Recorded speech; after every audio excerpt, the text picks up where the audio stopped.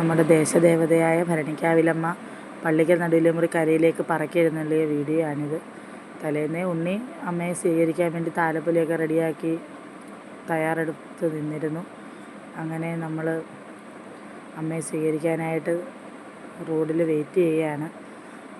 ഭരണിക്കാവിലമ്മയ്ക്ക് സ്വീകരണം നൽകുന്നതിന് വേണ്ടി കുറച്ച് താലപ്പൊലിയായിട്ട് എത്തിയിരുന്നു. വർക്കിംഗ് ഡേ ആയിരുന്നുകൊണ്ട് ആൾ കുറവായിരുന്നു. എന്നാലും നമ്മൾ അമ്മയെ ഇവിടുന്ന് സ്വീകരിച്ച് കരിമുട്ടത്ത് കുടുംബത്തിലാണ് അന്നത്തെ ദിവസത്തെ അന്നദാനം രാവിലത്തേത് അവിടെ വരെ എത്തിക്കുന്ന ഒരു പതിവാണുള്ളത്. അങ്ങനെ ദേവി നമ്മുടെ കരയിലേക്ക് എത്തി. അവിടുന്ന് ദേവിക്ക് അണിയാനുള്ള മാലയൊക്കെ സമർപ്പിക്കും. അങ്ങനെ മാലയൊക്കെ ഇട്ട് സന്തോഷത്തിലാണ് അമ്മ നമ്മുടെ കരയിലേക്ക് വരുന്നത്. ശരിക്കും പറഞ്ഞാൽ ഭരണിക്കാവിൽ അമ്പലത്തിൽ 4 കരകളാണ്.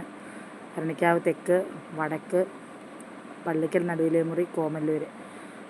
ഓരോ കരയിലേക്കും അമ്മയുടെ വരവെന്ന് പറയുന്നത് അതിവിശേഷം തന്നെയാണ്. അങ്ങനെ ഈ 4 ദിവസം ഇനി പള്ളിക്കൽ കരയിലാണുള്ളത്. എന്തെന്നില്ലാത്തൊരു സന്തോഷമാണത്. കുഞ്ഞുനാൾ മുതലേ ഉള്ളൊരു അനുഭവം തന്നെയാണത്. അങ്ങനെ നമ്മൾ അമ്മയെ അവിടുന്ന് കൂട്ടി കരിമുട്ടത്ത് എത്തിച്ചു. കരിമുട്ടത്തൊന്ന് സ്വീകരണം ഉണ്ടായിരുന്നു.